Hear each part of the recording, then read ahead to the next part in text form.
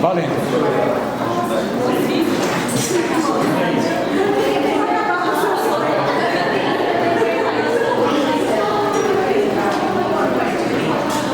Vamos dar início ao nosso tempo aqui.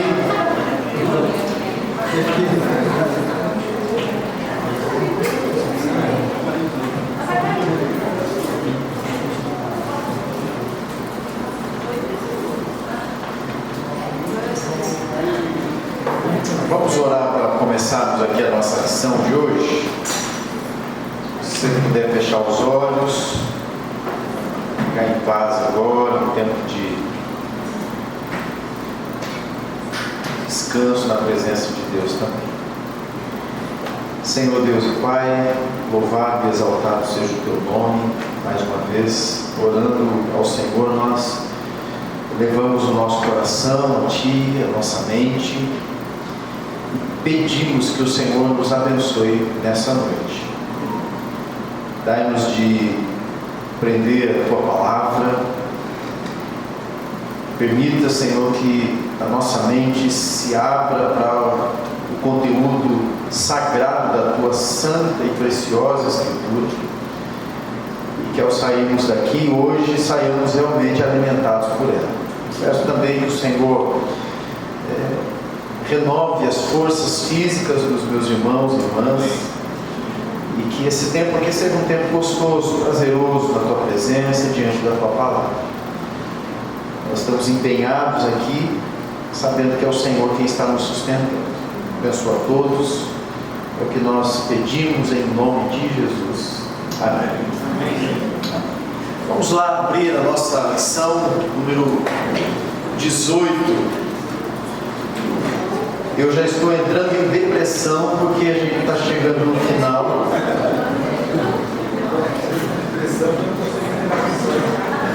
Eu vou aprender com essa lição hoje. Como é que eu resolvo isso no meu coração?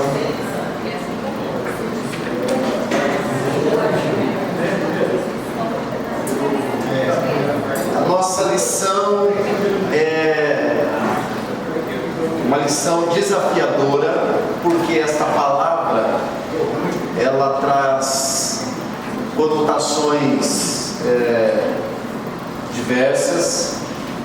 É provável que muitos de nós já tenhamos experimentado algum tipo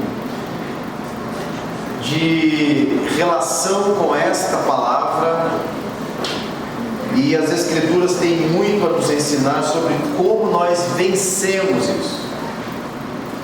A lição de hoje não é uma lição que vai nos ensinar a respeito de questões médicas. Nós não vamos tratar aqui a respeito de medicações, se são válidas ou não. Não vamos lidar aqui com uma lição que despreza as pessoas que se veem em situações assim. Mas nós vamos olhar para esse texto hoje e ver como é que nós podemos vencer essa batalha, né?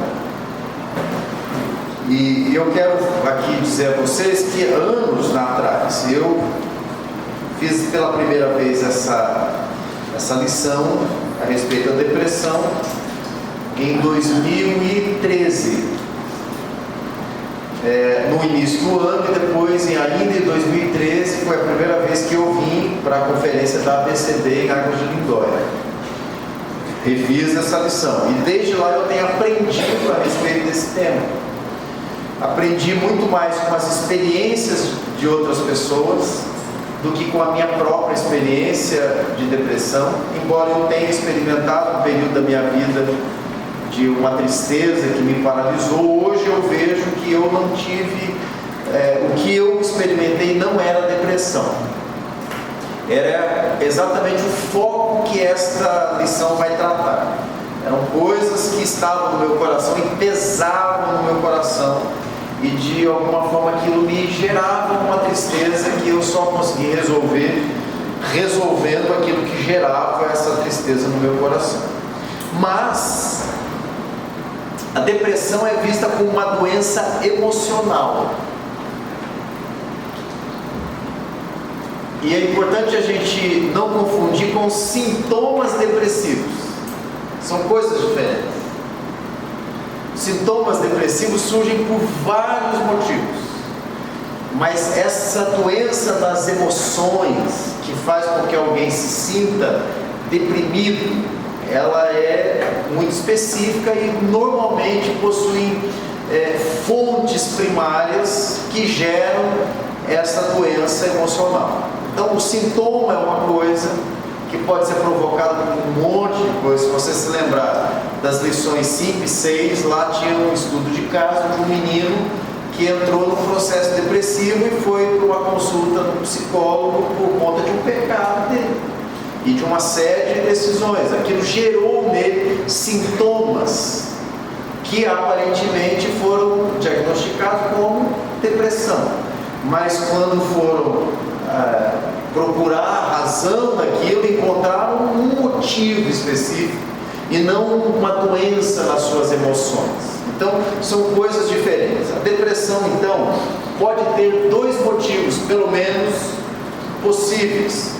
Primeiro, naquele caso, o que foi apresentado, um pecado que colocou o indivíduo numa espiral descendente, e ele foi dali caindo, e ele se viu com sintomas depressivos de uma tristeza que ele precisava resolver, e o caminho de volta era o arrependimento e a mudança de direção. O segundo, pode ser que esse tipo de atitude não seja única, ou melhor, o motivo não seja único. Pode ser que seja realmente um estilo de vida que acumula uma série de ações e decisões pecaminosas que levam também o indivíduo a ter estes sintomas depressivos, que podem causar uma doença em suas emoções. E aí o indivíduo vai então se ver como alguém depressivo. É possível também que haja um motivo que precipite estes sintomas. Por exemplo, um luto, uma doença, um problema hormonal. Existem muitas outras coisas que vão gerar essa sensação de tristeza, que segundo a medicina é uma tristeza paralisante. Então a depressão pode ser colocada numa caixinha, e o sujeito, quando diz assim, eu tenho um diagnóstico de depressão, isso para nós precisa dizer muitas coisas, além de simplesmente essa pessoa precisa tomar uma medicação. Nós não vamos tirar medicamento, nem nós estamos autorizados a parar com algum tipo de tratamento, mas o que eu quero chamar a atenção de vocês é que é possível que, sondando essas coisas, a gente encontre ou um pecado específico, ou um estilo de vida que levou aquela pessoa um estilo de vida pecaminoso que leva a pessoa àquela situação, ou também um motivo precipitador, pode ser uma enfermidade, um trauma momentâneo, alguma coisa que desperta aquela sensação, independentemente de qual seja a razão. O que a Bíblia faz é tratar essa questão exatamente da mesma maneira, mostrando o quê? Que existe uma maneira de sair daquela situação, e que existe um caminho para ser trilhado, que é possível, então, a partir deste caminhar, alcançar uma resposta, uma esperança ali. Então, o texto que nós temos aqui são dois textos, o de Gênesis e o de Tiago. O de Gênesis vai falar daquela sessão de aconselhamento bíblico, a primeira nesse formato, né? A segunda da era humana, mas a primeira nesse formato. A primeira sessão foi Deus tratando com Adão e Eva, mas ali ele é bem curto, né? Ele aponta o pecado e ele já dá ali a sentença, porque ali havia um pacto sendo quebrado. Aqui não, é Deus procurando Caim antes do homicídio, para falar com Caim a respeito do que estava sendo gestado no coração de Caim e qual o motivo levaria então o primeiro homicídio. Então o texto vai dizer lá: se procederes bem, não é certo que serás aceito? Se todavia procederes mal, eis que o pecado jaz à porta, e o seu desejo será contra ti, mas a ti cumpre dominar. Vocês se lembram dessa passagem? Caim estava chateadíssimo com Deus, porque a oferta dele não foi aceita e a do irmão foi aceita. E Caim andava lá pelos corredores do jardim, né, em volta do jardim, porque eles não podiam entrar mais, estavam ali, e ele olhava, e Deus vai lá falar com ele, falou: Caim, o que está acontecendo com você? Bom, obviamente Deus sabia, né? E ele pergunta o que para Caim? Onde está seu irmão? Depois, né? Depois que é morto. Mas antes Deus vai falar com Caim a respeito do que? Do pecado que estava no coração. Caim ainda não tinha matado o irmão e já estava recebendo aqui um alerta de Deus. Qual era o alerta? Eu sei o que você está fazendo na sua mente, eu sei o motivo da sua tristeza, e cumpre a você dominar esse desejo de resolver esse problema do jeito que você está querendo resolver. Se você fizer o que é correto, você não vai ser aceito.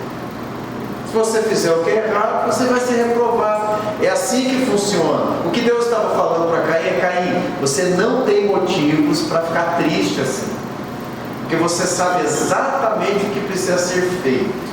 Mas a gente sabe o caminho que Caim escolhe, e ele escolhe o caminho do homicídio. Segundo texto, Tiago 1,22, que diz assim: tornai-vos, pois, praticante da palavra e não somente ouvintes, enganando-vos a vós mesmos. Bom, os dois textos vão apontar para o quê? Uma vez que a palavra de Deus nos ensina como sair da depressão, o não sair dela é uma responsabilidade nossa.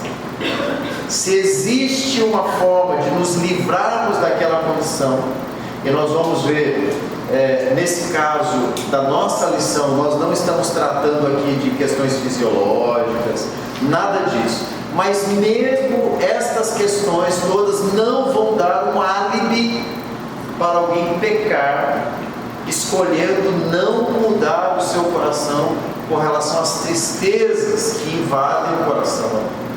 Eu estive tratando há pouco tempo um caso de um casal, e a esposa ela estava vivenciando um luto recente. Então, uma das coisas que estava trazendo problema para o casal é que o marido não sabia lidar com o luto da esposa. Quem havia falecido era a mãe dela.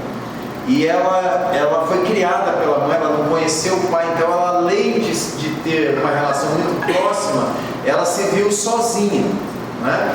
E aquilo trouxe para ela uma tristeza além da conta de que a gente normalmente costuma ter quando perde um parente, normal. É bom que a gente viva o luto, né? Vivencie o luto, mas no caso dela, nem acho, na minha opinião, nem era um luto prolongado, mas era um luto que não estava sendo compreendido pelo marido. Por quê? Porque faltava ao marido a capacidade de responder àquela mulher quando ele a pegava triste, chorando. Às vezes, ela mesma, relatos dela, pegava roupas da mãe para ficar cheirando e chorava horas e horas, e ele não sabia como lidar com aquilo. Então, a forma como ele lidava era... no começo ele tentava, abraçou e tentou ajudar, mas como ele viu que as respostas dele não mudavam o comportamento da esposa, por uma questão óbvia, fazia pouco tempo, ele começou a não responder. Então ele deixava ela chorando sozinha, e aquilo foi criando um distanciamento, e ela chegou para ele com a palavra mágica: eu acho que eu estou em depressão. Mas ela não estava em depressão, ela estava em luto. O luto é uma coisa bíblica, o luto é uma coisa humana. Aquela tristeza dela não é uma tristeza que surgiu por alguma coisa que ninguém sabe.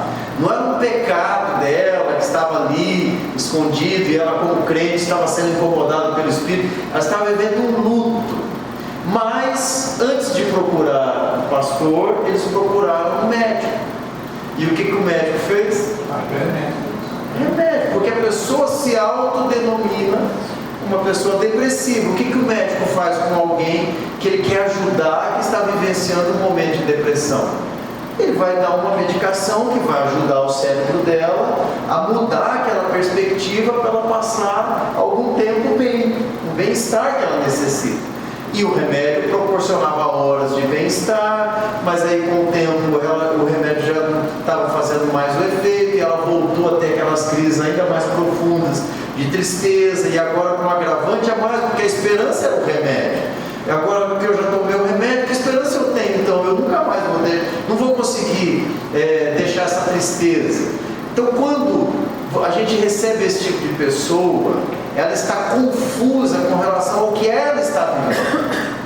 Primeira coisa que a gente tem que fazer é o que? Dar esperança para ela. Existe uma resposta bíblica para aquilo. E a resposta bíblica que eu dei a ela: abri o texto lá em 1 Tessalonicenses, chamei o marido, eu vi que ele ficava sem saber o que dizer. Falei: olha, o que diz aqui o texto?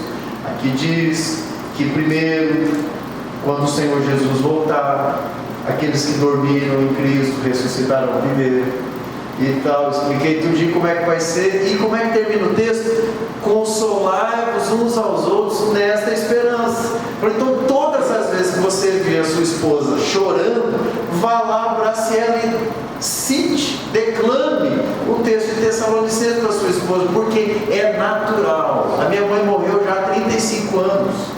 Não faz muitos anos que eu ainda acordava à noite, sonhava com ela chorando, porque é normal, a gente fica triste, é uma lembrança de alguém que a gente ama. Então isso não é depressão, são sintomas depressivos que alguém está vivenciando por uma outra causa, que não tem nada a ver com uma doença emocional. Pelo contrário, o que ela está vivendo significa que ela tem exatamente as funções emocionais que ela deveria ter. O contrário disso seria o quê? Um psicopata, que não tem sentimentos, que não chora por nada, né? Então não era um problema.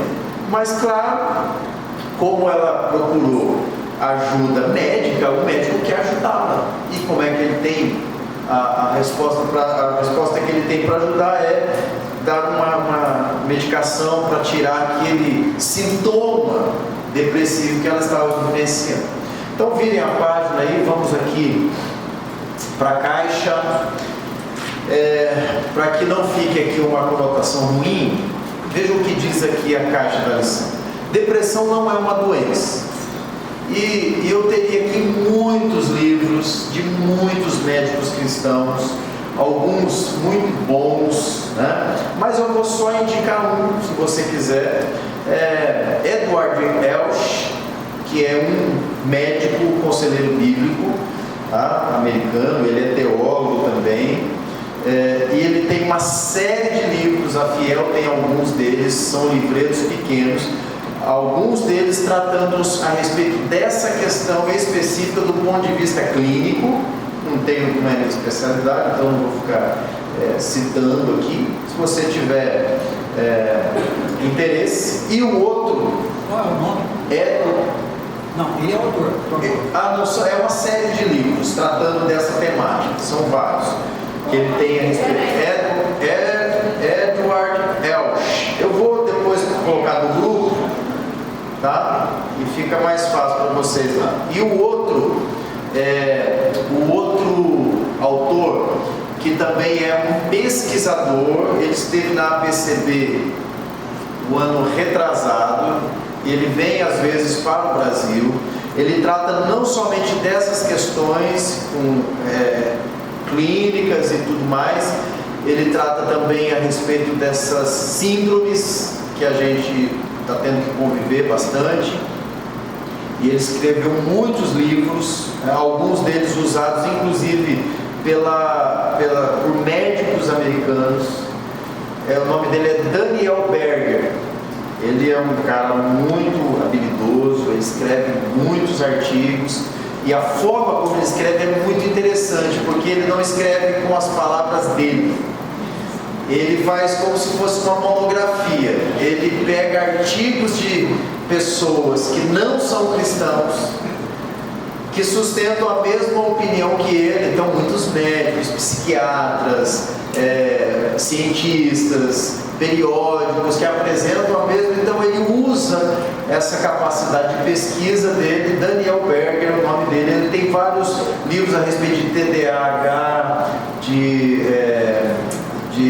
essas síndromes conhecidas. Então, é interessante a gente ler, não que isso vá ser o conteúdo do nosso aconselhamento, mas para a gente perceber que existem muitas opiniões diferentes do que essa suposta maioria e consenso que a gente fica, às vezes, ouvindo como se isso fosse uma palavra final, tá? Então, para essas pessoas, doença é algo que se pode chegar a uma conclusão clínica ou laboratorial. Isso é quando se percebe um problema físico no corpo.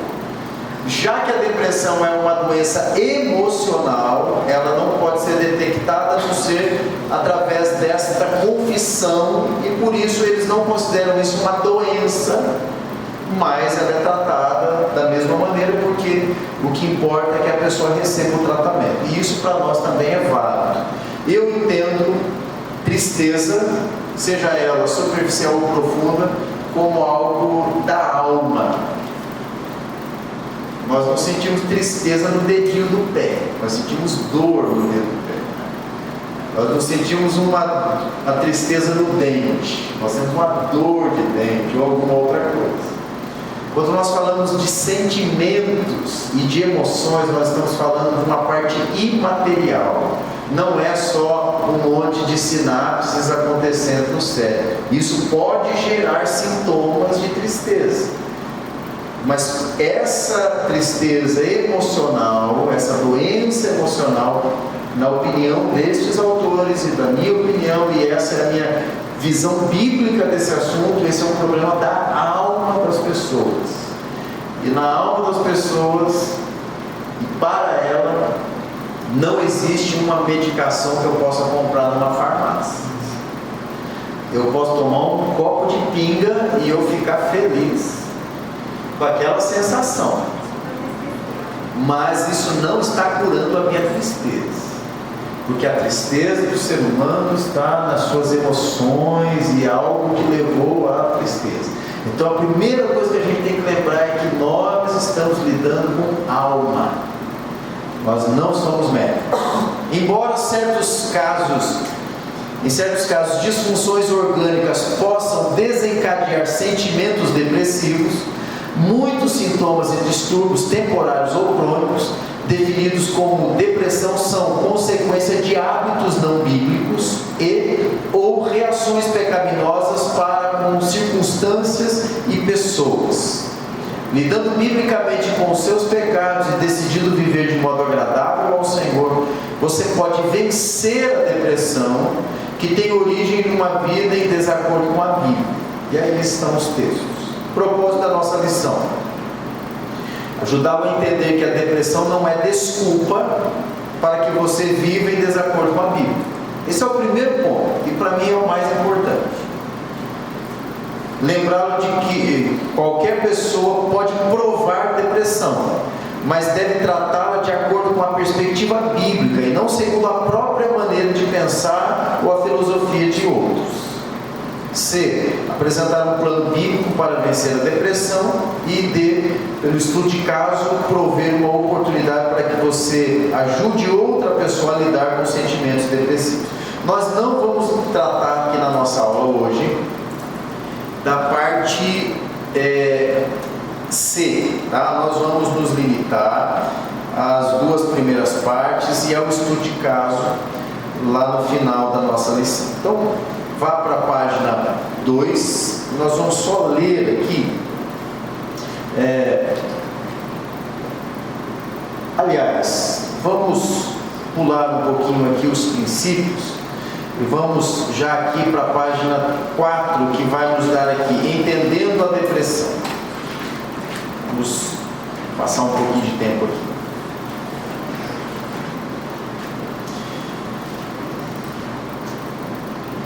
O que é a depressão? Vou ler só 2 parágrafos.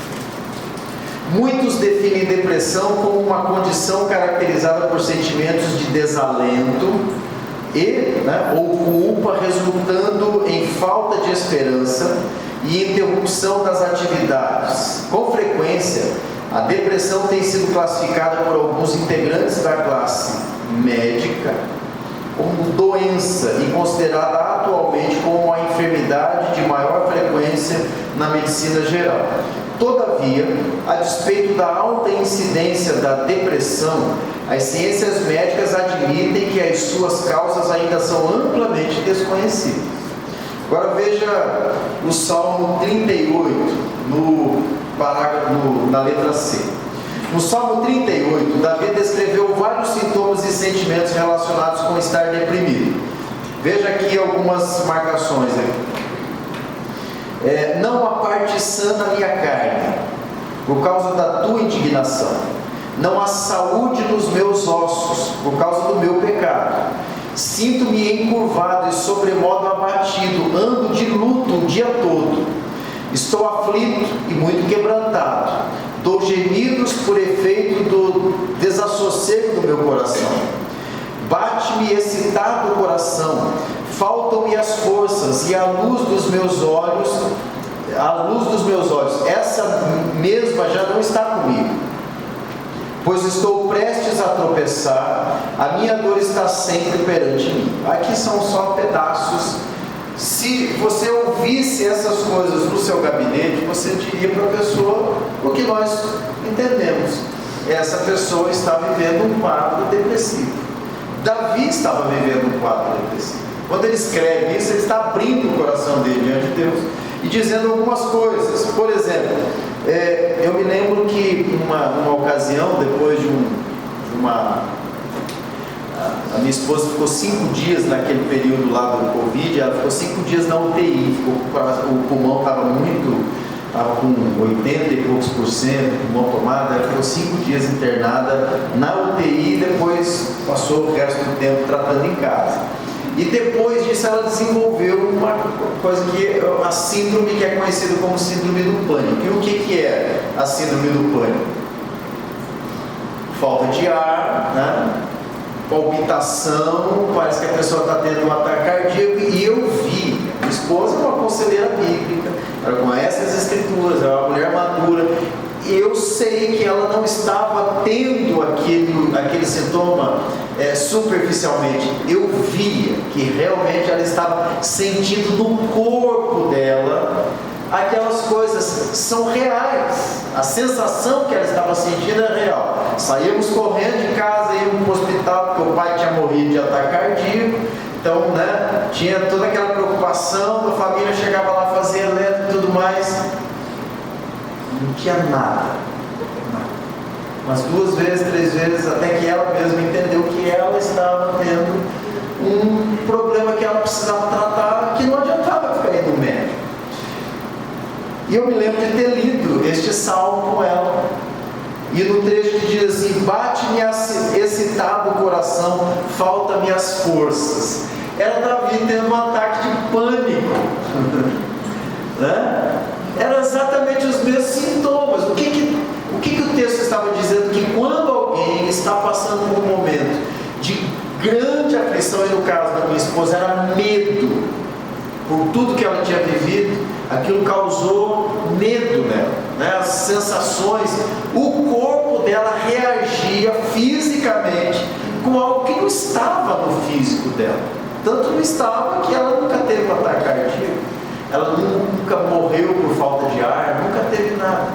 Mas aquilo que ela sentia, eu vi, era real. Ela transpirava, ela tremia, eu colocava a mão no coração dela, realmente estava disparado. Eu via que faltava ar, às vezes ficava ali quase que faltando oxigênio mesmo no corpo, real, mas não era uma doença no corpo dela. Então adiantaria alguém dar um remédio para ela? Não. Ah, mas existia ali, ela tomou por uns dias o Rivotril, né? Pingava ali na língua, aquela coisa, dava uma acalmada, mas aquilo não era a solução para ela. Ela não teria cura daquele problema, porque aí o mal dela não era um mal físico, não existe um tratamento para aquilo. Existem remédios que tiram a sensação, porque geram uma outra reação química no corpo, mas é exatamente isso que os sintomas que Davi está apresentando aqui devem significar para nós. Nós ouvimos, cremos, nos compadecemos das pessoas, mas nós não somos médicos, nós estamos tratando a alma. E se a Bíblia está certa, e eu creio que ela está certa, tem muito mais coisas a ser sondada do que simplesmente ouvir a pessoa dizer: eu estou com depressão, então está aqui uma receita de um remédio, vá, o seu problema está resolvido. Eu acho que existem muito mais coisas. Quem está sujeito a experimentar sentimentos depressivos? Letra A, ponto 2 aí. Ninguém está completamente imune aos sentimentos depressivos. Abra lá a Bíblia, 1 Coríntios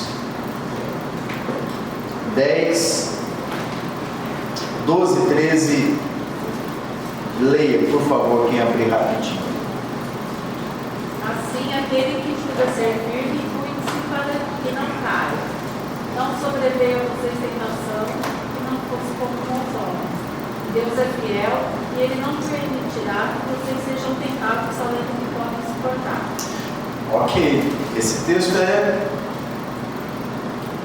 maravilhoso e nós vamos usar muito esse texto, inclusive lá no nosso estudo de caso. Então, primeiro, todos estamos sujeitos.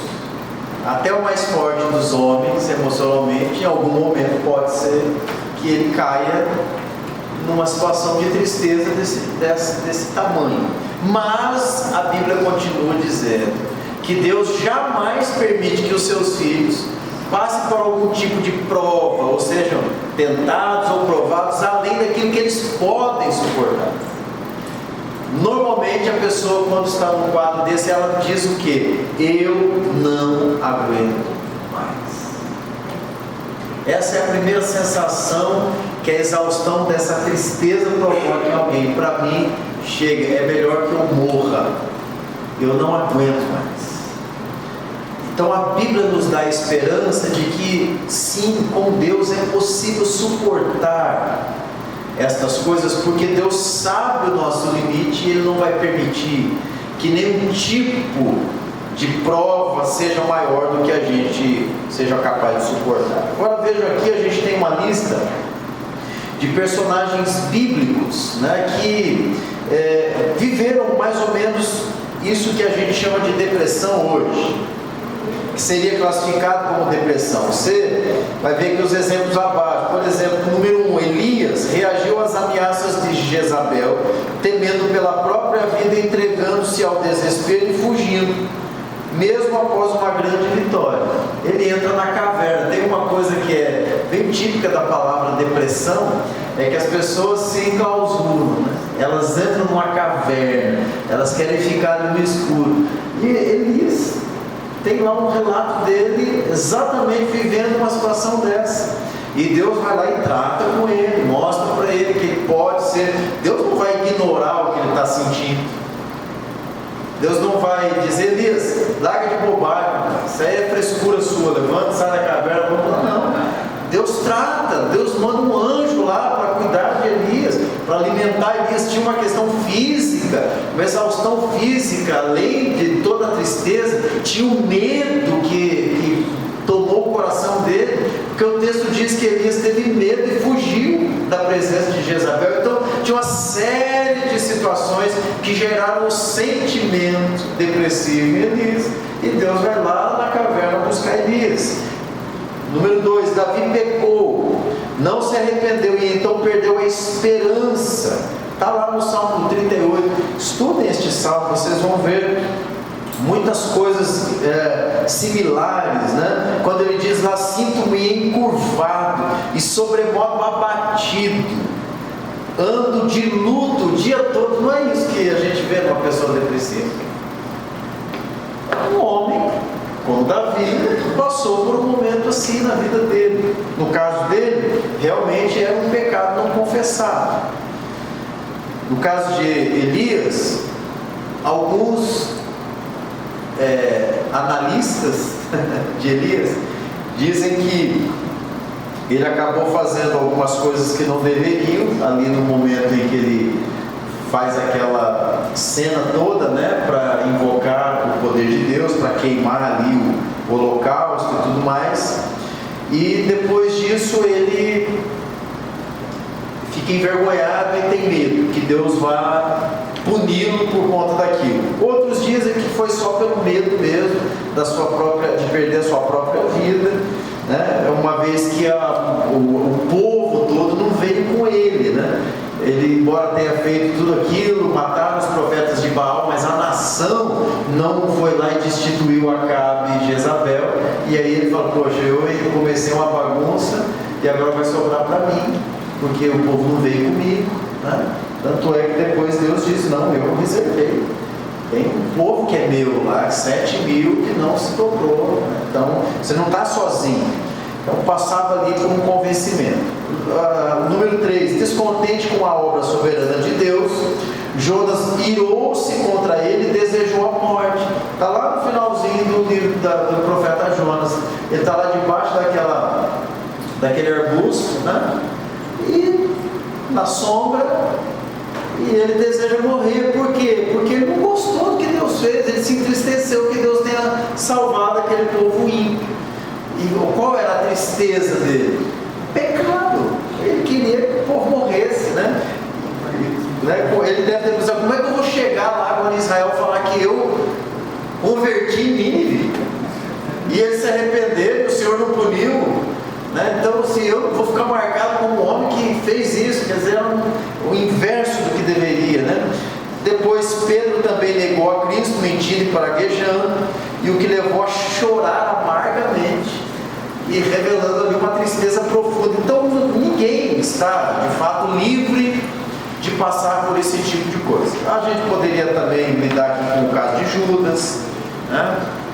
E pode ser que você já tenha experimentado, é o que diz aqui a letra B. No meu caso, anos depois eu percebi que não, no meu caso não era uma questão emocional, e sim um pecado não confessado no meu coração, e aquilo me levou à tristeza e mais tristeza. Quais os possíveis fatores que levam à depressão? Parágrafo inicial ele vai dizer: são vários fatores que podem contribuir para que você fique deprimido. Há numerosos fatores físicos que não envolvem pecado. Todavia, ao enfrentar problemas físicos, você deve se guardar de reagir às dificuldades em desacordo com a Bíblia. Aqui talvez seja o nosso ponto central. Pode ser que alguém tenha motivos físicos para viver uma situação de depressão, mas nem mesmo estes motivos nos dão um álibi para pecar e reagir de forma pecaminosa, quebrando o mandamento de Deus. É exatamente esse caminho que nós devemos levar as pessoas a perceber. Porque pode ser que elas tenham tido um fator que tenha disparado aqueles sintomas depressivos, mas que aquele fator obteve da parte da pessoa uma reação pecaminosa. E aí nós não lidamos com a depressão, mas nós lidamos com as reações pecaminosas. E dessa forma a gente ajuda ela a entender que ela poderia estar vivenciando aquela mesma situação de uma forma diferente. A não ficar focando na tristeza como se nós desconsiderássemos o que elas sentem, né? Todavia, aqui a lista que damos a seguir não é exaustiva, mas aponta para a importância de você proceder a um autoexame cuidadoso e bíblico para determinar quais mudanças o Senhor quer que você faça na sua vida. Então vamos lá. Eu não tenho como ler tudo aqui, senão o nosso estudo de caso fica muito limitado. Mas aqui no parágrafo A, nós vamos ter aqui fatores físicos. Podem levar alguém a ficar deprimido. doenças, um parto, né? As mulheres, aquela depressão pós-parto, uma cirurgia e o respectivo processo de recuperação, desequilíbrios hormonais ou químicos, disfunções orgânicas, falta de sono, dieta não salutar, ou seja, não saudável, a pessoa não tem juízo com as coisas, né, com o alimento, desregrada, fadiga, né, trabalhando demais, fenômenos do ciclo menstrual, distúrbios físicos diversos, hipoglicemia, diabetes, disfunções glandulares. Tudo isso pode trazer esses sintomas depressivos no indivíduo. É importante que o diagnóstico seja feito por um clínico geral e a supervisão médica seja mantida quando forem identificadas algumas das condições acima. Ao mesmo tempo, porém, você deve proceder a mudanças bíblicas para aprender a viver de acordo com a palavra de Deus em meio aos problemas físicos e ao tratamento médico. Lembre-se de que Deus é soberano e nunca permitirá que um problema físico o impossibilite de obedecer à sua palavra. Então pode ser que tudo isso aqui, ou mais do que um desses problemas, seja real, mas nenhum destes seria algo que levaria alguém a pecar. O pecado é uma decisão pessoal. Então a palavra de Deus continua sendo um objeto nosso de obediência. É interessante a gente ter, eu não sei, ainda não temos aqui, mas provavelmente ao longo dos anos nós vamos conseguir ter um médico de confiança, ou um neurologista, ou alguém que possa nos ajudar com essas questões físicas. Lá em Cuiabá nós temos uma médica, ela era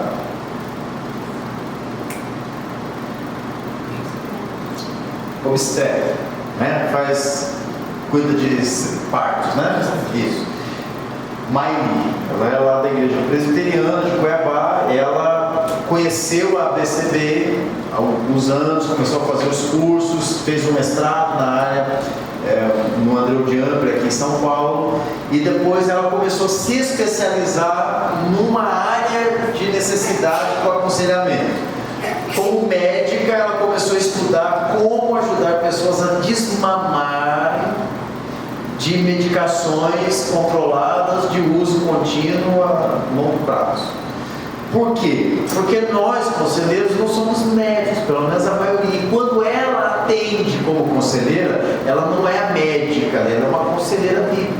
Então, ela, na clínica dela, ela começou a oferecer o trabalho de ajudar pessoas que queiram, pessoas que estão dependentes de medicamentos, né, para manter a vida ali equilibrada, que queiram passar por um processo de desmame daquele tipo de medicação que elas estavam vivendo.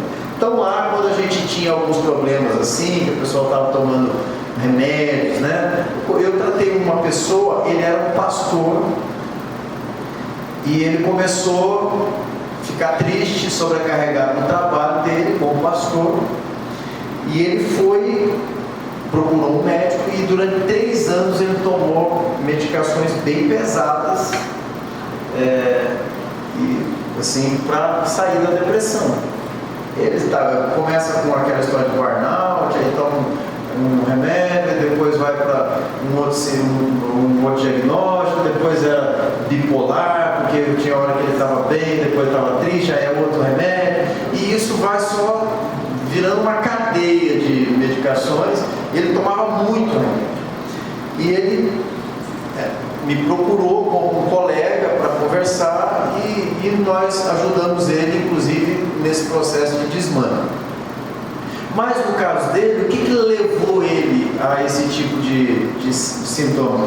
Ele tinha hábitos pecaminosos de vida. Ele não tinha uma alimentação saudável, ele não tinha uma atividade física que pudesse trazer ali algum tipo de descarga daquelas sensações que o pastor ali às vezes, né, tem. Então é um tipo de trabalho que é extenuante mesmo, é como comparado a alguns cargos de, né, CEO de empresa. Então todo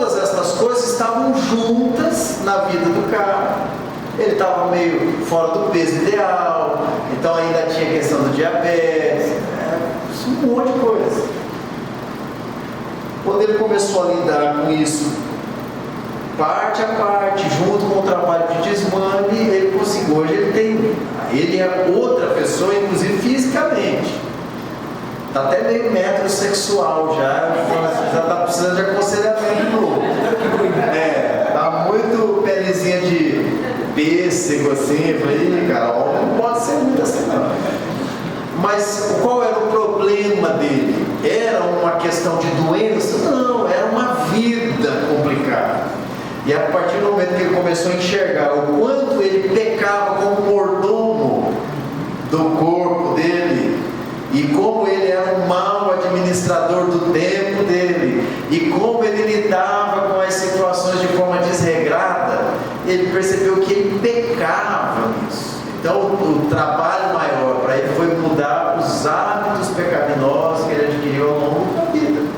Então não era um problema realmente depressivo por alguma coisa que ele tinha ali, que precisava de uma medicação. Mas depois de 3 anos tomando remédio, para você sair, né, daquele ciclo de medicamentos é realmente muito difícil. Quem sabe com o tempo nós tenhamos algum médico querendo se especializar nisso, né, para ajudar conselheiros a ajudar pessoas que querem sair, mas agora tem um outro problema que ele não tinha. Agora o corpo dele está dependendo daquilo e realmente não é uma situação muito simples de você lidar e a gente precisa de cuidado médico. A letra B aqui. Respostas contrárias à Bíblia diante de certas situações. Própria vida. Deficiências físicas. Paralisia, perda de membros, cegueira, surdez, perda de emprego, divórcio, morte de alguém querido, quebra de um relacionamento, dificuldades financeiras, acidentes, conflitos interpessoais, filhos adultos deixando o lar, aposentadoria, perseguição, crises, traumas ou doenças. Tudo isso pode levar alguém a um processo de depressão. Mas veja que isso daqui em nenhum momento é um álibi para que eu peque, porque são coisas próprias da vida. O pastor Wesley diz que se você está vivo, prepara para sofrer. Não quer sofrer? Morre. Porque aí acaba. Para alguns, né? Para outros vai só começar, né?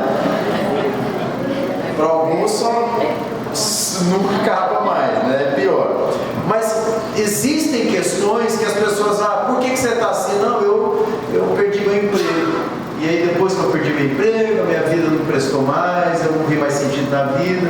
Ou seja, a reação dela a uma coisa que poderia ter sido vivenciada de uma outra forma é o motivo pelo qual ela entrou naquele processo depressivo. Adianta eu dizer para ela não ficar triste porque ela perdeu o emprego? Não, mas eu posso dar a ela a perspectiva bíblica do sustento, da provisão, dos planos de Deus, orar junto, fazer a pessoa levantar da cama para procurar emprego, né? Mudar a condição ali, obedecendo mandamentos de Deus. Desobediência à Bíblia mediante alimentação incorreta. Esse era quase que um quadro desse meu colega lá. Excesso de trabalho, descanso insuficiente, hábitos de sono não apropriados, abuso de substâncias químicas, droga, álcool, medicamentos, falta de exercício físico, falha no cumprimento de responsabilidades pessoais, trabalhos de casa, jardinagem, tarefas diversas, cuidado dos filhos, ausência de devocionais diárias, vida de oração infiel, falha em perdoar aos outros ou restaurar relacionamentos pessoais, falta de comunhão com os outros, fracasso em ministrar como parte do corpo de Cristo, ou falha em confessar fielmente os pecados ao Senhor e aos outros. D. Pensamentos e hábitos mentais não bíblicos, incluindo amargura, preocupação, ansiedade, inveja, ciúme, autocomiseração, espírito não perdoador, impaciência, procrastinação, pensamentos lascivos, rancor, orgulho, ira ou superioridade. Cada um dos fatores acima quando não for tratado biblicamente, poderá tentá-lo a prosseguir numa espiral ou uma espiral descendente, que pode resultar em sentimentos depressivos. Aí você já viu essa lição, está lá atrás. Durante as tarefas você vai dar uma revisada nela. Vamos lá para o ponto 4, que a gente vai depois fazer um intervalo e nós vamos voltar rapidinho hoje para o nosso estudo de caso. Qual a perspectiva bíblica com respeito aos fatores que contribuem para a depressão, geram a depressão? Fatores que contribuem, fatores físicos. Como é que Deus responde isso? Deus o criou de modo assombrosamente maravilhoso. Como crente, você foi comprado por preço e deve exaltar a Cristo e glorificá-lo em seu corpo. Cuidado físico adequado é essencial para o cumprimento do plano de Deus. Você deve então apresentar o seu corpo em sacrifício vivo, santo e agradável a Deus como culto de adoração a Ele. Visto que algumas condições físicas, por exemplo, desequilíbrios hormonais e disfunções orgânicas e glandulares, podem contribuir para que você se sinta deprimido, é importante submeter-se a um diagnóstico médico sempre que houver a suspeita de algum problema físico e dar prosseguimento ao tratamento adequado se o problema for confirmado. Todavia, você ainda será responsável por responder biblicamente diante de qualquer dificuldade, independentemente dos seus sentimentos. 3. Se em meio às dificuldades físicas você agir com responsabilidade, o que inclui buscar a assistência médica apropriada, praticar o amor bíblico em todos os seus relacionamentos, você agradará a Deus, provará o seu cuidado amoroso e será fortalecido. Aí nós temos outras coisas que se aplicam aqui. Vocês lembram daquele suplemento que nós temos? Eu acho que tem aqui. Se não tem aqui, tem no site da PCB, que é um inventário. Tem, né? Aquele inventário aqui, né? Isso. Todas as vezes que a gente vai começar um aconselhamento com alguém, é importante que a gente preencha ou peça para a pessoa preencher aquele inventário. Aquilo lá nos dá uma visão panorâmica do estilo de vida da pessoa e de como ela enxerga o problema que ela está vivenciando. Naquele inventário tem lá como é que você vê a sua saúde. A sua saúde é boa, ruim, péssima, pré-óbito, né? Enfim, a pessoa marca ali. Às vezes ela marca uma coisa ali e você, na hora de preencher algumas doenças, ela quase gabarita os negócios. Então ela vê como ela tem uma saúde boa, mas está cheia de problema que ela não enxerga como um problema. Por exemplo, falta de sono. O Daniel Berger, ele diz que a maioria dos transtornos já identificados, depois de estudados e pesquisados, essas coisas que trazem depressão, inquietação, pessoas que explodem, né? Essa coisa de bipolar, essas coisas que têm essas mudanças radicais assim. A maioria das vezes é identificado que aquele indivíduo não dorme bem, porque o sono é algo reparador na mente. Se a pessoa não dorme bem, ela vai ao longo da vida acumulando uma série de questões que vão trazer distúrbios na vida dela, na mente. Então a primeira coisa que a gente escreve lá no inventário tem: como é o seu sono? Se a pessoa escreve: olha, ultimamente eu não tenho dormido bem, isso já deve dizer alguma coisa para a gente. Eu vou lá perguntar para ela: você mencionou no inventário que você não tem dormido bem, existe algum motivo específico que você já tem identificado para não estar dormindo bem? Se a pessoa disser: um filho meu foi morar fora, eu não consigo descansar minha mente. Às vezes o que está trazendo ela ali não tem nada a ver com o filho que foi morar fora, mas pode ser que seja seja exatamente aquele gancho que você vai perceber que a pessoa não está lidando bem com uma situação que ela está vivendo, e aquilo vai acarretar. Às vezes ela chegou lá porque quebrou o pau com o marido.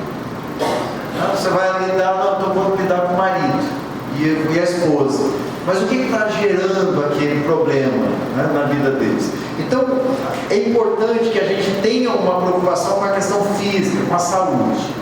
Embora nós não tenhamos condições, pelo menos a maioria de nós, e pelo menos não como conselheiros, de lidar com as questões físicas, elas vão servir como luzinhas que vão acendendo no painel, vão dizendo, olha, aqui tem alguma coisa que precisa ser melhor examinada, aqui também. E enquanto isso nós vamos ministrando a palavra. Todos os demais fatores, letra B, todas as coisas contribuem juntamente para o bem daqueles que amam a Deus e são chamados de acordo com o seu propósito. Deus começou uma boa obra em você e Ele a levará até o fim. Confie nele, pois a vontade de Deus é conformá-lo à imagem de Jesus. Agora veja, e Ele usa as tribulações para alcançar tal propósito e provar a realidade da sua fé. Então é possível que a pessoa não consiga ver que o sofrimento, a tristeza, alguma coisa que ela esteja vivendo faz parte do plano de Deus para a vida dela. 2. A despeito daquilo que você possa correr na sua vida, a sua obediência amorosa à palavra de Deus confere-lhe uma oportunidade de morrer para si mesmo e viver para Cristo. Deus prometeu cuidar de todas as suas necessidades enquanto você estiver buscando em primeiro lugar o seu reino e a sua justiça. Bom, o que o nosso material nos ensina desde o começo? Que nós precisamos sempre fazer uma autoavaliação bíblica a respeito de cada situação. Nós não temos uma resposta imediata em casos assim, mas quando você for fazer a sua tarefa, você vai aprender aqui na página 8, tá? Que é a parte mais prática da nossa lição, como você pode vencer a depressão. Então você vai, nas tarefas de casa, você vai ter aqui uma série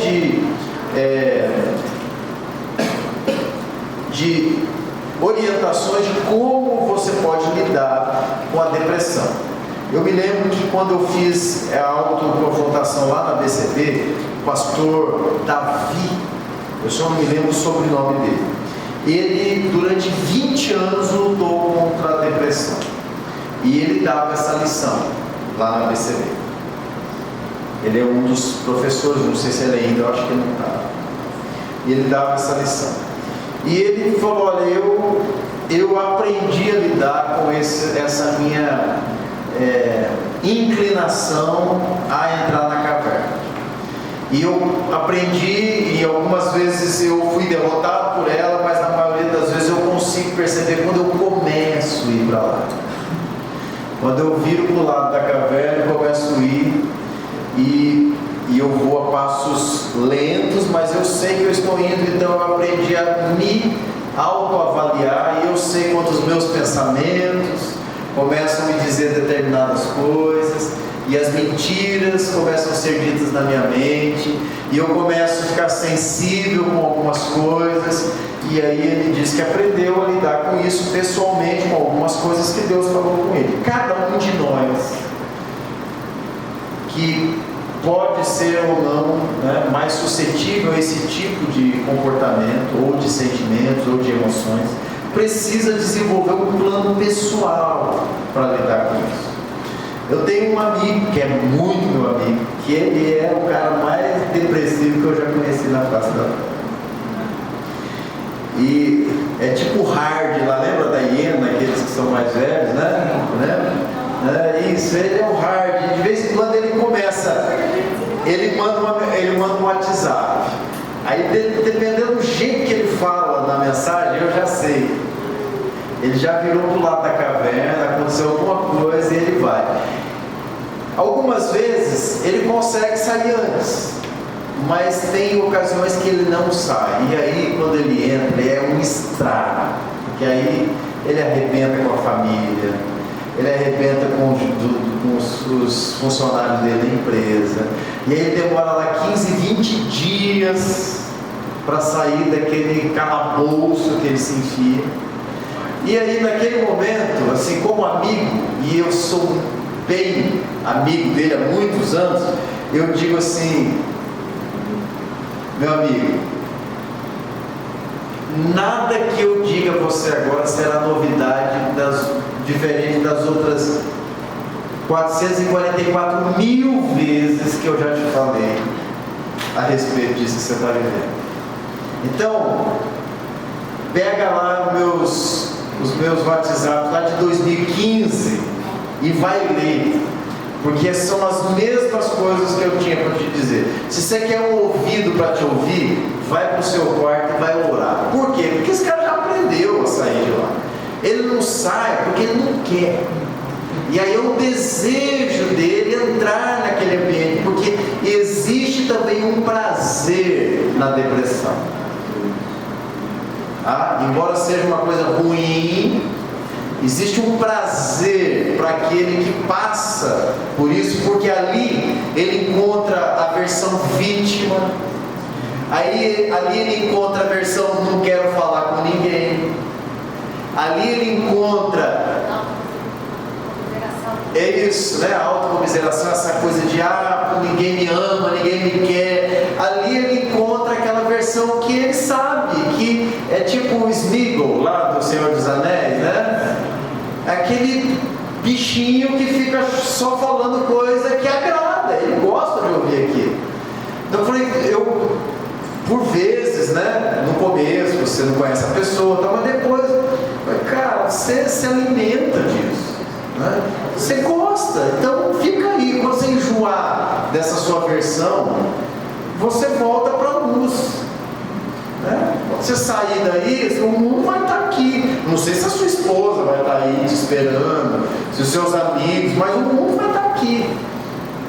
Então assim, é uma escolha que a pessoa tem. No caso dele, ele já aprendeu a lidar, já foi aconselhado, ele conhece os textos bíblicos, ele mesmo começa a se aconselhar. Não, eu sei disso, sei daquilo, mas ele quer ir para lá, porque de alguma forma lá ele consegue se vingar das pessoas, lá ele está livre para pensar aquele monte de bobagem a respeito dos outros, né? E ali ele está achando um álibi, eu estou aqui, eu sou a vítima. Então ele pode pensar numa vingança, ele pode pensar, por exemplo, vou montar numa moto e jogar na frente de um caminhão. Ele pode pensar essas coisas, porque lá é o ambiente dele, viver essas coisas.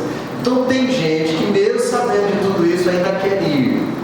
Só precisa aprender a lidar com isso, com essas reações pecaminosas. Depois que ela aprende, aí é uma decisão dela. Não adianta a gente toda vez ficar pegando na mão.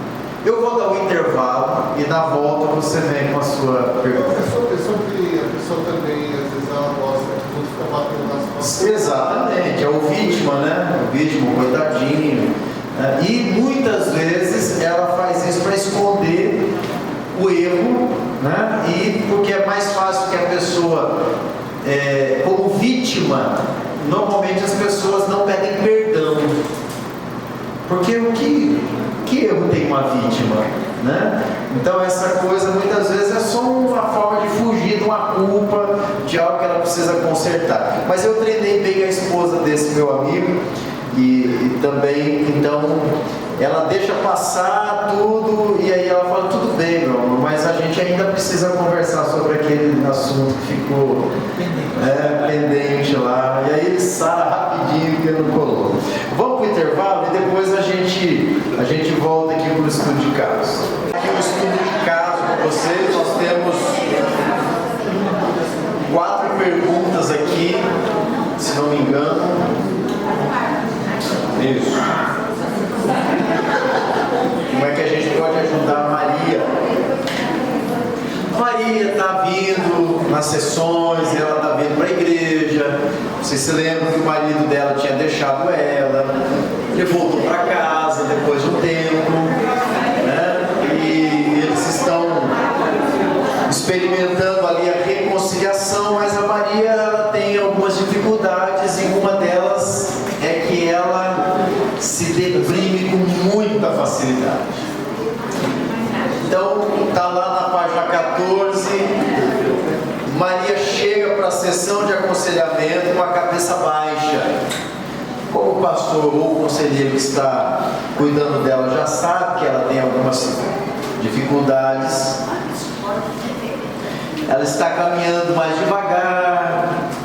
Antes ela chegava toda alegre, né? Agitada, às vezes brava, mas agora ela está ali cabisbaixa. Aí o conselheiro pergunta: Maria, você parece um pouco pálida hoje e perdeu aquela expressão brilhante que você tinha da última vez que nos encontramos. Aí mais um detalhe: onde está o Antônio? Então ela já foi sozinha. Aí a Maria responde: Antônio está aborrecido comigo, e então ele não veio. Mas não consigo ver onde está o meu erro. Fiquei doente durante a semana e tive febre alta durante mais ou menos 4 dias. Fiquei muito tempo de cama e não pude fazer o serviço de casa. Lembra que Maria tem filhos, né? Quando finalmente consegui me levantar, eu encontrei um desastre. As crianças e Antônio tinham destruído completamente a casa. Havia pratos e alimentos por toda parte, brinquedos, roupas, livros estavam todos no chão. Isso sem mencionar um monte de camisas de Antônio que estão para passar. Eu não consegui encontrar nada porque as roupas sujas e as coisas fora do lugar iam de uma ponta a outra da casa. Aí o conselheiro pergunta: como você reagiu? Eu não consegui enfrentar aquela bagunça e voltei para a cama. Depois de todo o trabalho que eu havia tido anteriormente para programar a minha agenda e alistar as prioridades, eu não suportei a ideia de precisar começar tudo de novo. Eu não dormi bem durante as últimas 2 noites, pensando em como eu ainda iria colocar as coisas no devido lugar. Pela manhã, quando me levantei, eu não tive vontade de atacar o problema. Hoje cedo fui à cozinha beber uma xícara de chá e não encontrei uma xícara limpa ou sequer um copo no armário. Os pratos sujos estavam empilhados e a minha filhinha havia alcançado o lixo e espalhado a sujeira pelo chão. Passei a manhã na cama. Não posso limpar aquela casa, é demais para mim. Eu não sei por onde iniciar e não me sinto motivada para começar. Estou com medo de voltar àquela bagunça quando eu sair daqui. Acho que vou voltar para a cama e esperar que tudo aquilo desapareça. Deve ser tudo um pesadelo. Vamos lá. Como você aconselharia Maria para ajudá-la? Primeiro,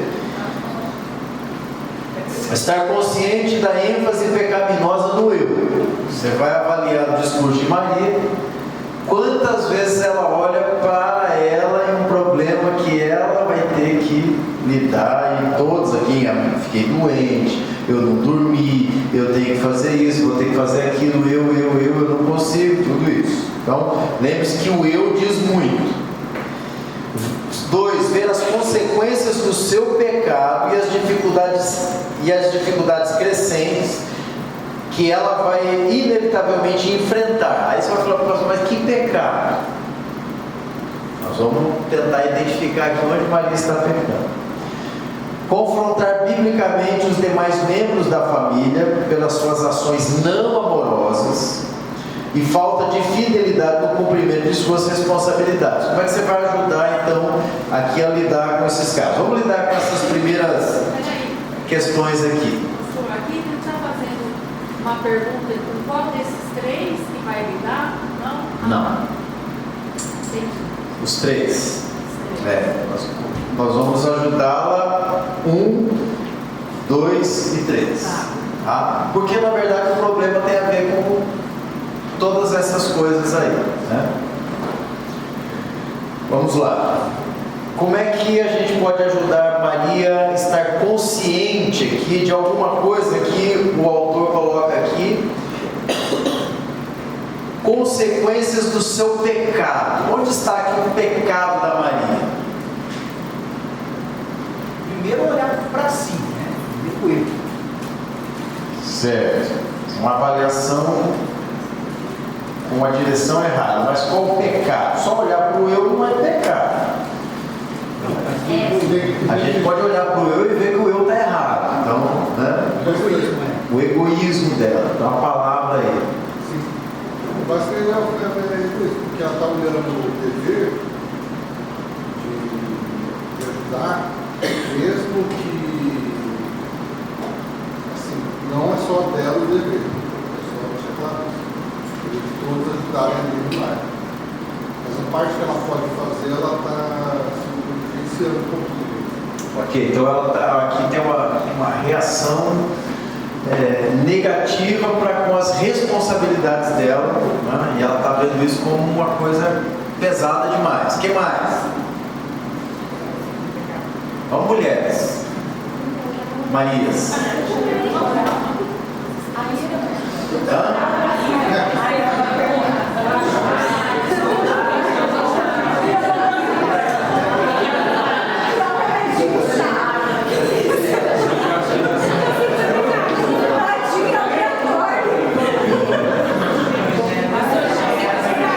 Não consegue ver pecado na Maria?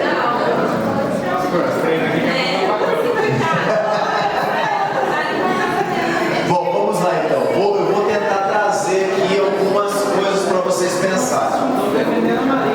Ok. Veja.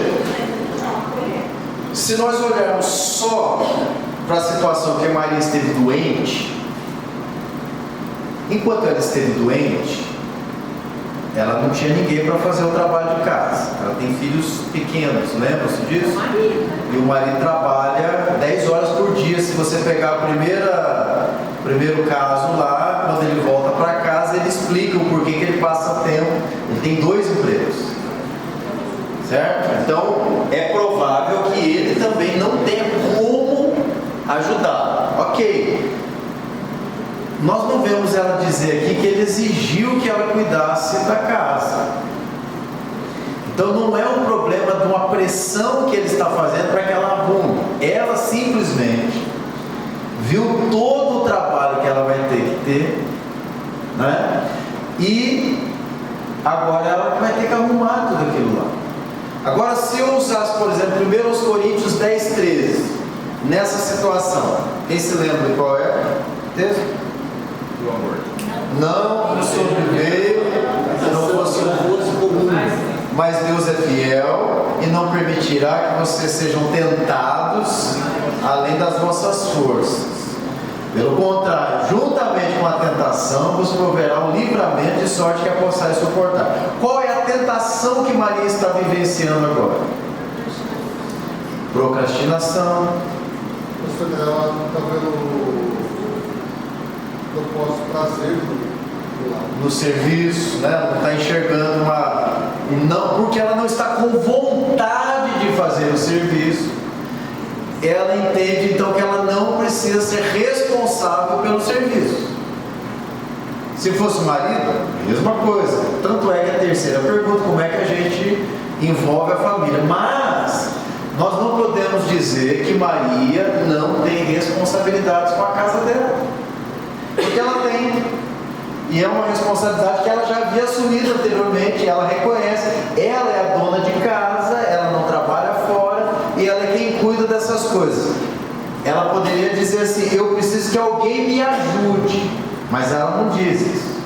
Ela diz só que viu toda a bagunça que está e decidiu não fazer o trabalho dela. Então, lá no livro Conselheiro Capaz, Jay Adams tem um estudo de caso muito parecido com isso aqui. A esposa está em depressão, ela não lava a louça, ela não faz nada, e ela vem e conta o caso dela e todos os motivos que tinha, tudo bem. Aí na hora de sair, o Jay Adams diz que o conselheiro, provavelmente ele mesmo, diz para ela: eu vou te dar uma tarefa agora para você fazer em casa. E o que um conselheiro faz? Pega um texto bíblico, escreve ali, né? As coisas todas. O Jay Adams falou assim: olha, você vai chegar na sua casa, você vai amar a sua família com o seguinte serviço. Você vai armar a tábua de passar roupa, e vai passar todas aquelas roupas que estão lá esperando você, desde o dia que você foi para a cama e não quis fazer mais o seu trabalho. Aí ela ficou revoltada com ele, porque ela estava em depressão. Ela falou: não, a sua depressão nós vamos continuar lidando, mas existem responsabilidades que você não tem um motivo, um álibi para não fazer, porque esse é o seu papel na sua casa, o seu marido tem outro papel, porque você pega em não fazer o que é para você fazer, só pelo fato de você estar triste. Aí entra aquela história: eu sirvo e obedeço só quando eu estou feliz, ou eu tenho uma responsabilidade na obediência mesmo quando aquilo não me agrada? Essa é a pergunta que tem que ser feita. Onde Maria está pecando? Ela está vivendo pelas emoções e não pela obediência à palavra de Deus. Quem que tem que dizer para Maria o que ela tem que fazer? Os sentimentos dela ou as escrituras? Então, se a Bíblia diz que ela precisa servir em sua casa, com os dons e talentos que Deus deu para ela, como responsabilidade que ela tem ali, no papel que ela tem, pode ser que as outras Marias não tenham, trabalhem fora, mas aquela Maria, ela tem essa responsabilidade. Se ela começar a obedecer só quando ela tiver vontade de obedecer, isso é obediência? Não é. E nisso está pecando. É isso que Tiago diz: se você sabe que deve fazer o bem e não faz, nisso você está pecando. Então, no caso aqui, a primeira coisa do pecado da Maria é que ela está vivendo com base nos sentimentos e nas emoções.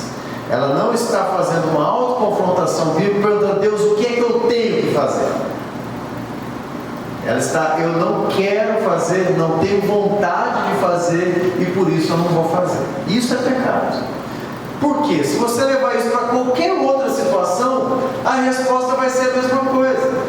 Eu não tenho vontade de ler a Bíblia. Por que eu leio a Bíblia? Eu não tenho vontade de orar. Por que eu oro então? Eu não tenho vontade de ser fiel. Por que eu sou? Vejam que não é o que eu sinto que eu tenho que fazer. A Maria está sendo guiada pelos sentimentos dela, e o pecado dela é uma negligência de todas as funções que ela tem dentro de casa. Quando é que ela vai fazer isso?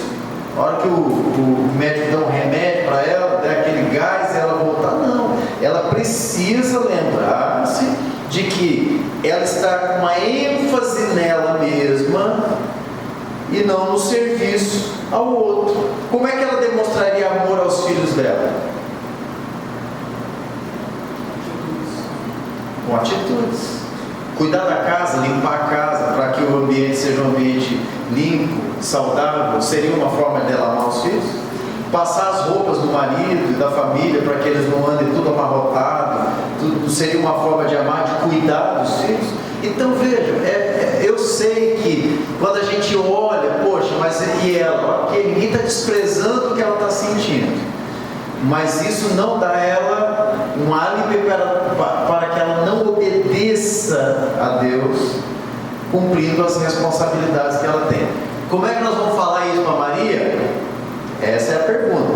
Como é que eu vou mostrar, por exemplo, que a fuga, o desânimo e o sentimento da autocomiseração podem revelar uma visão centrada em si mesmo, e não a suficiência de que ela não podia acordar assim cedo, dobrar o joelho e falar: Senhor, eu não tenho um pingo de vontade de passar essa pilha de roupa que está diante de mim, mas eu sei que isso agrada ao Senhor e eu vou fazer. Então, por favor, me dá coragem, porque se depender de mim, eu vou meter fogo nessa roupa.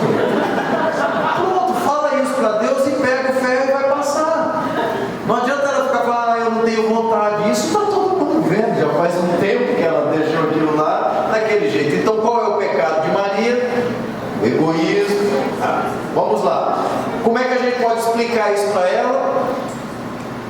Que as emoções são reações que nós valorizamos demais em detrimento à obediência. Nós não temos tempo para ler o texto, mas o que Maria está querendo tanto, que o não conseguir faz ela ficar triste.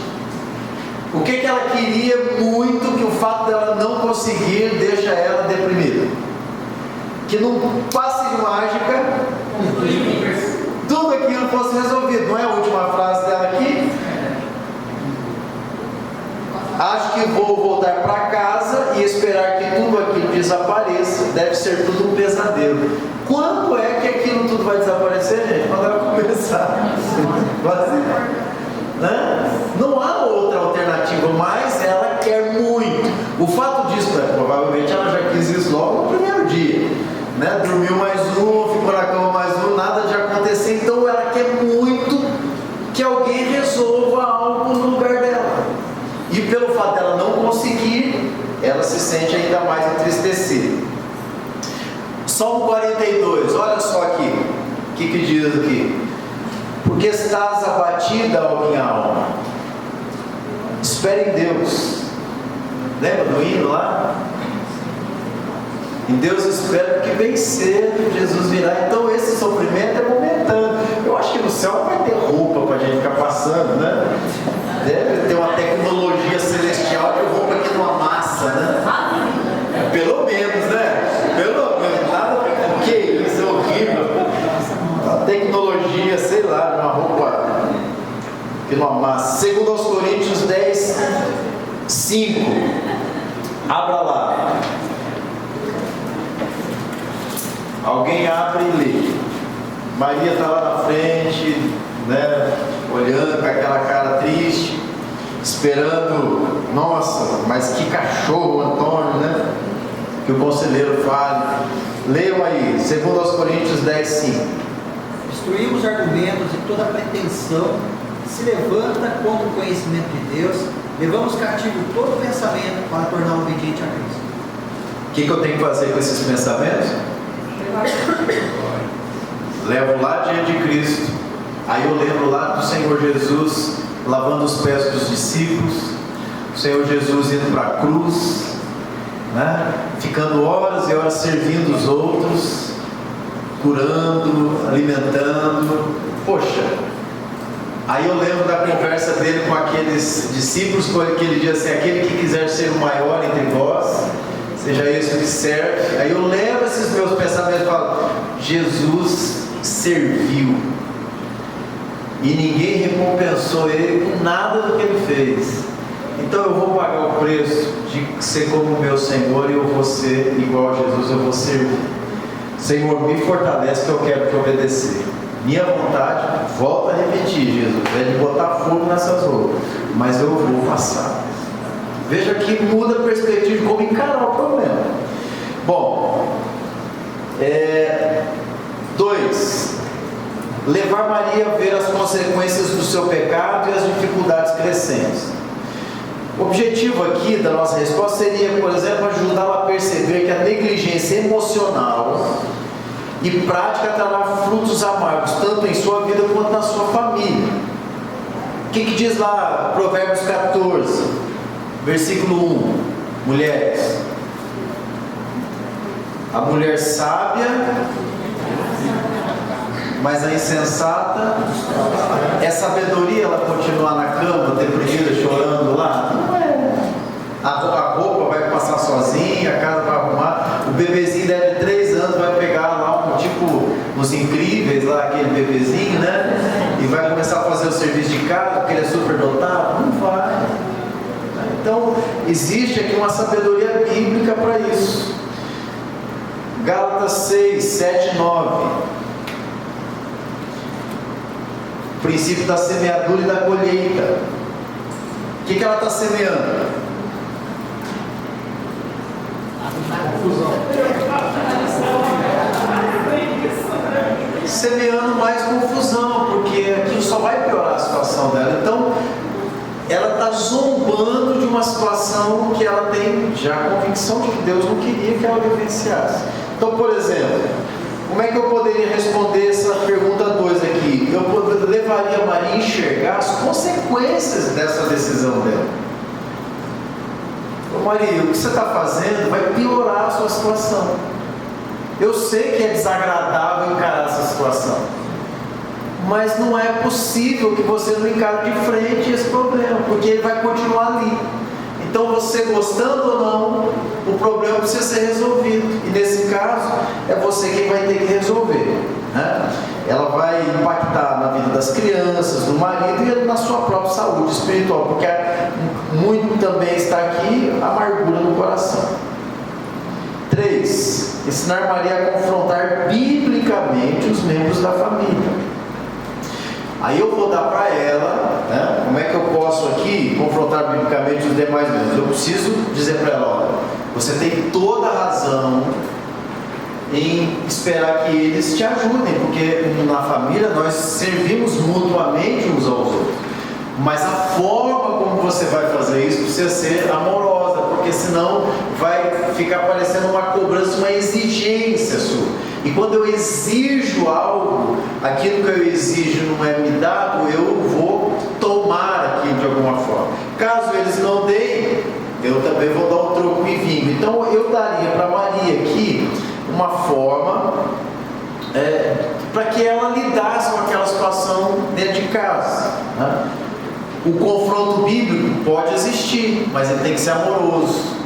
A reação que ela está tendo não é amorosa. Ela está tendo uma reação de vingança quando ela decide: eu não vou fazer, já que vocês não vão fazer, eu também não vou fazer. Então ela está pagando mal com mal. Ela precisa se preparar com frase, por exemplo: Antônio, fiquei muito sobrecarregada sozinho quando estive doente. Podemos conversar sobre como dividir as tarefas aqui em casa por uns dias? Ela não poderia falar isso com o Antônio? Ah, mas o Antônio é bruto. Mas faz e crê que Deus vai agir. Filhos, a maneira como vocês deixaram a casa mostra uma desconsideração. Nós vamos agora consertar isso, porque vamos fazer juntos aqui, reorganizar esse ambiente. Mateus 7, de 3 a 5, fazer com que eles examinem o próprio coração e então agirem com uma reação diferente ali, bíblica. Então há sim como lidar com essa situação de forma muito clara. Agora vamos ver aqui, vamos ver como é que está o vocabulário bíblico de vocês. Quais versículos poderiam dar a Maria a esperança bíblica de que ela necessita na situação atual? Tem um salmo que diz: aquele que semeia chorando, ou está colhendo. Isso.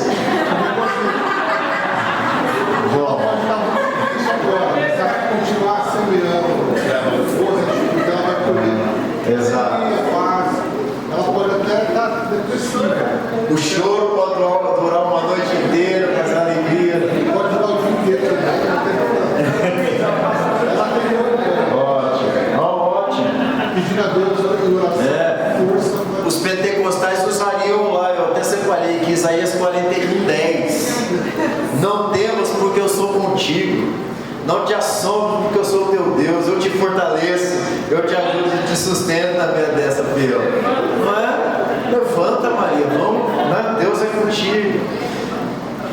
Provérbios 6:4. Provérbio, qual que é? Não deixe para amanhã, não descanse enquanto não resolver essas coisas. Que é isso? Você está desesperando ela aí, Gálatas vai 6:9.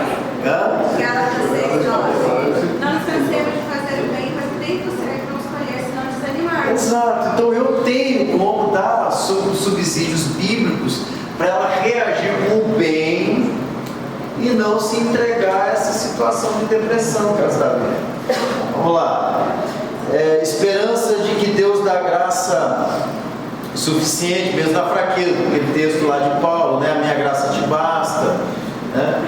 Uma esperança na renovação diária, texto de Lamentações, que as misericórdias do Senhor são a causa de não sermos consumidos, renova-se a cada manhã, grande é a tua fidelidade. Então tem vários textos que a gente pode dar aqui, que no Senhor o nosso trabalho não é vão, que tudo que nós fizemos para Deus, isso tem um valor eterno.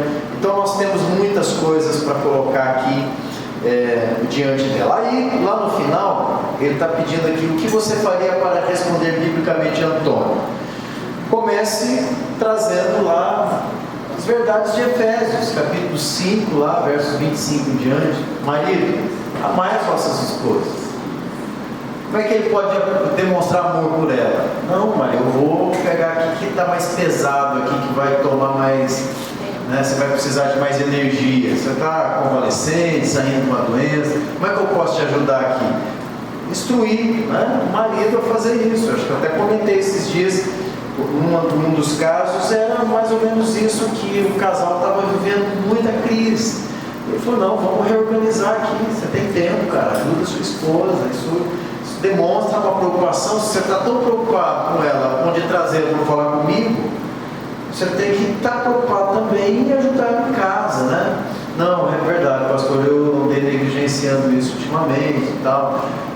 Então, muda. Então, existe sim uma responsabilidade do Antônio, mas lembra lá no começo do estudo de casa que a Maria é crente, o Antônio não é crente. Ele começou a ir para a igreja, ele tinha saído de casa, ele voltou para casa, eles estão tentando restaurar o casamento, e a mulher crente santifica o marido.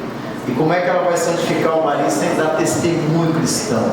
Então é realmente para ela um desafio maior do que para ele. Mas eu posso lembrar, 1 de Pedro 3,7: vós maridos, igualmente vivei a vida comum do lar com discernimento. Por quê?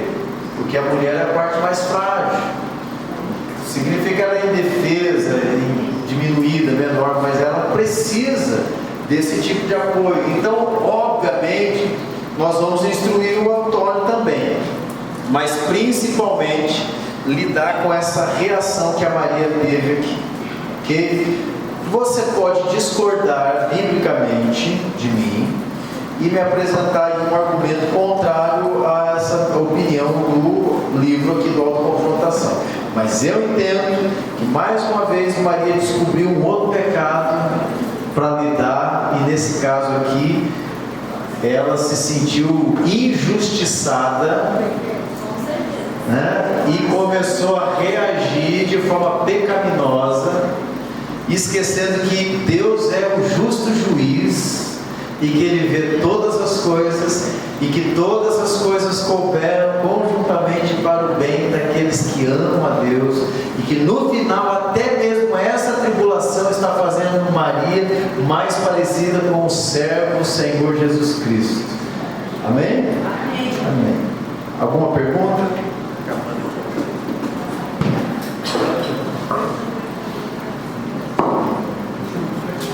Não? Que bom.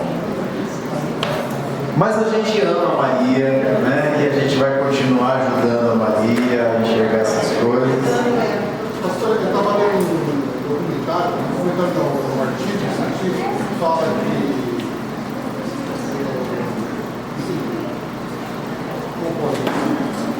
as mulheres, elas não gostam mais como antigamente do dever do lar. Então, tem gente que tem mulher que gosta e mulher que não gosta. Isso eu entendo. Mas no artigo falava assim que elas preferem ter casa, ter família, tudo isso, e trabalhar fora. Tudo bem. Só que aí no estudo apontava um índice grande de infarto nas mulheres. Aumentou o índice de infarto da sobrecarga, né? Das responsabilidades, que é emocionais, enfim, muita coisa que o estudo aborda. Talvez acho que é importante, considerando todo o estudo de caso, que o marido participe também das atividades do lar e valorize, haja valorização que cada um faz, sabe, elogios, que tudo isso faz bem para a alma. Sim. Que não basta apenas, isso aqui é minha parte, mas sabe, se sentir útil também. Sim. Então, de certa forma, essa questão da mulher querer alguma coisa para que se sinta útil, é uma questão que está atual. O fato da sociedade ter mudado não muda, na minha perspectiva, os princípios bíblicos de serviço mútuo. Então, entendo essa administração, porque o que acontece quando o homem, não faz muito tempo que a sociedade mudou com relação a isso. Então a gente pensa 100 anos, mas 100 anos é pouco tempo para gerar uma mudança na sociedade. Você imaginar 100 anos, a minha bisavó ainda não trabalhava fora, então não é uma coisa assim, poxa, lá, né? É uma coisa muito recente.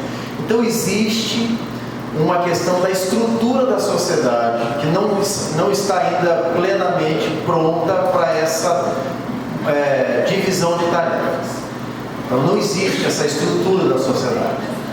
As famílias ainda são criadas com reflexos de gerações anteriores. Então, os homens ainda, na maioria das vezes, são criados para outras funções. E a própria sociedade incentiva isso, por conta da força física, por conta de certas coisas que o homem é jogado para certas funções e a mulher para outras funções. Isso é coisa da sociedade. Mas mesmo isso, na minha opinião, não justifica a não participação no apoio mútuo. Porque se os dois trabalham fora, então os dois precisam ter as mesmas responsabilidades em casa.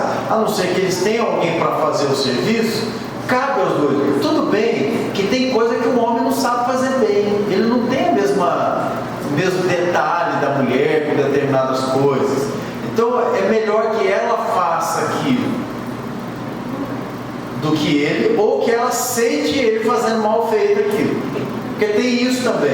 Às vezes a mulher quer a participação do marido, mas ele não faz bem feito o que ela estaria fazendo. Então, essa divisão clara, na minha opinião, isso é uma conveniência doméstica. Cada lar é um lar. Mas o que precisa acontecer é que a visão de serviço mútuo, isso vai determinar como é que aquele lar vai viver. Agora, a sociedade não é uma sociedade que está com esse padrão já estabelecido. Então, é difícil a gente ficar cobrando determinadas coisas quando você não tem uma estrutura social para isso, né? Então, a igreja não pode ignorar que existe um padrão que vem sendo seguido. Se isso vai mudando ao longo dos tempos, a gente vai mudando também. Mas o que não muda é o serviço mútuo. Né? Nos dias de Jesus, os homens trabalhavam e levavam o mantimento para dentro de casa. Mas quando a gente olha lá no Antigo Testamento, quando fala da mulher virtuosa, quem achará, se você olhar aquele texto não é machista, que aquela mulher virtuosa que Salomão está elogiando, lá em Provérbios, ela cultivava, ela comercializava, ela aumentava os recursos do marido, enquanto o marido estava trabalhando, ela estava fazendo coisas para melhorar a renda de casa, ela negocia campo, ela vendia fazenda. Então já existia lá um elogio a uma mulher empreendedora que saía só ali do lavar, passar e cozinhar. Mas mesmo naqueles dias, a sociedade era uma sociedade que economicamente tinha sua força na figura masculina, né? Mudou muito de lá para cá, mudou muito, mas não mudou tanto assim do aspecto social. Então não dá para exigir que um homem que trabalha 10 horas por dia, fica mais 4 horas num ônibus, 2 para ir, 2 para voltar, chega em casa e ainda vai ter energia para dividir o trabalho doméstico com a esposa, por mais que ela esteja cansada. Se ela é uma mulher que fica em casa e não trabalha fora, a divisão lógica seria o que? Ela faz aquele trabalho e ele faz o outro. Essa é a divisão lógica. O que se cobra muito hoje é porque as mulheres têm dupla jornada, né? Mas aí tem a ver com como a família ganha. Porque ninguém que ganha bem tem dupla jornada. Começou a ganhar um pouco de dinheiro e tal, uma mulher que pode, ela vai contratar mesmo que ela pague do salário dela alguém para limpar e fazer as coisas de casa. O nosso problema de dupla jornada é porque o que se ganha não é suficiente para sustentar uma família. Então os dois têm que trabalhar fora, né? E quando volta para casa, o marido por vezes não ajuda a esposa em casa, né? Alguns maridos nem gostariam que ela trabalhasse fora, mas é a sociedade financeiramente que impõe essa necessidade. Então, a gente tem que olhar pelo ponto de vista social também, que às vezes a gente quer consertar a sociedade. E isso nós não vamos fazer, porque a Bíblia diz que o mundo jaz no maligno.